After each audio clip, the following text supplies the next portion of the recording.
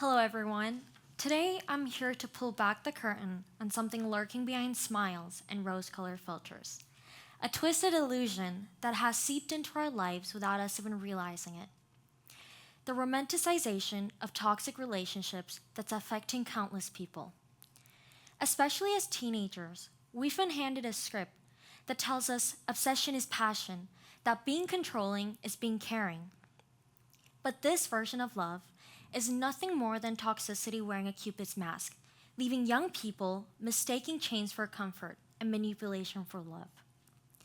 Have you ever wondered why we think love should be dramatic and intense to be real?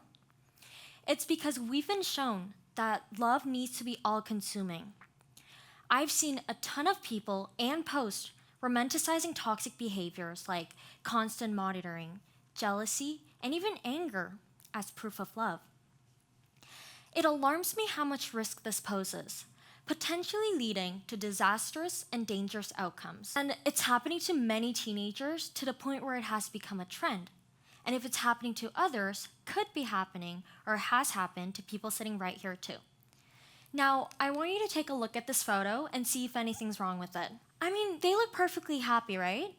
But let me ask you, what if I told you that right before this photo was taken, one of them checked the other's phone, like they always do, and got angry over a simple conversation with someone else about a school project, just because it was a conversation with the opposite gender?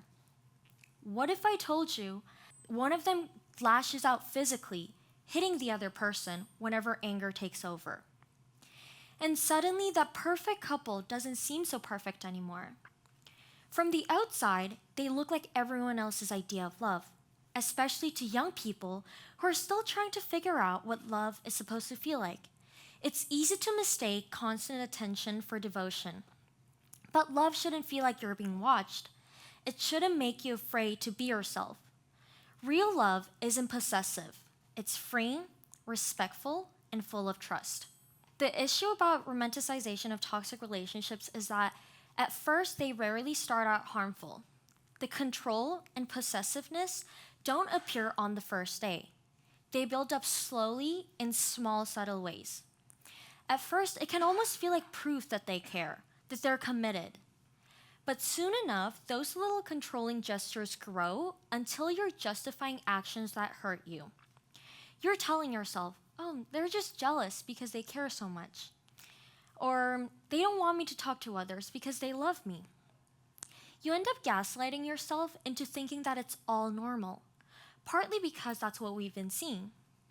But the real problem is that the ones falling into these traps are often young people who don't have the experience yet to recognize the warning signs. For so many teens, the line between control and love is blurred by what they see around them that paint obsessive love as the ultimate form of romance. One of the examples shows toxic relationships is that Disney movies. Take Beauty and the Beast, for example. The Beast literally locks Belle away, yet she still falls in love with him. She sees this soft side of him. In real life, we'd call that imprisonment. But in the movie, it's shown as true love transforming him into a better person. There's a huge difference between growing together and being a positive influence on each other versus trying to change someone who hurts you physically or emotionally. Growth in a relationship should feel mutual and uplifting, not like a constant battle to fix someone. Another example that fueled this idea is Gossip Girl. Remember Chuck and Blair? Their relationship is full of manipulation, yet fans saw it as passionate. He lies, she schemes, they hurt each other constantly. But because they end up together, we're told that this is what love is supposed to look like. Statistics Canada shows that 4 in 10 teens experience abuse in a dating relationship. In fact, American Psychological Association's research shows that nearly 70% of teens think that obsession, possessiveness, or control are signs of love. Imagine that. More than half of us think that control is love. And here's another thing. Sometimes even the person showing the toxic behaviors don't really realize that they're doing something wrong. They think that being controlling, getting angry when their partner talks to someone else, makes him look strong, caring, and protective. They might believe that this is what makes them attractive. But of course, nothing can ever justify one's toxic behavior, especially if it's hurting someone. But it is a cycle of misunderstanding that leads to serious harm. And if we don't address it, we're leaving young people vulnerable to a kind of relationship that can chip away at their sense of self-worth and safety. One of the main reasons why this topic matters so much to me is because I've witnessed it. I've witnessed my friend go through this danger, a kind of harm I wouldn't want anyone to ever experience. She met this one boy. She was drawn in by the allure of his bad boy persona. At first, he just wanted to spend as much time as possible with her, wanting to know every little detail of what she's up to when they're not together. This disguised love soon turned into something far darker. He started to manipulate her, criticizing her constantly, telling her who she could or couldn't talk to. After that, it escalated rapidly and easily. He began to get physical and sexual. His sharp words, once aimed at teachers and parents, slowly turned toward her, slicing into her confidence. The fist he once raised to defend her whenever anyone would approach her soon became fists she feared. Every little traits that she thought that made him strong and attractive became chains, binding her tighter as time went on. And every single thing she found thrilling became weapons against her. He destroyed the very heart he claimed to love. I remember coming across a TikTok one time.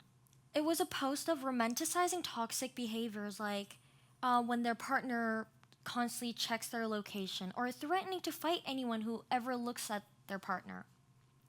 That video itself had over 1 million likes and the comment section full of people glorifying it as protective and goals. And this is what we're being fed.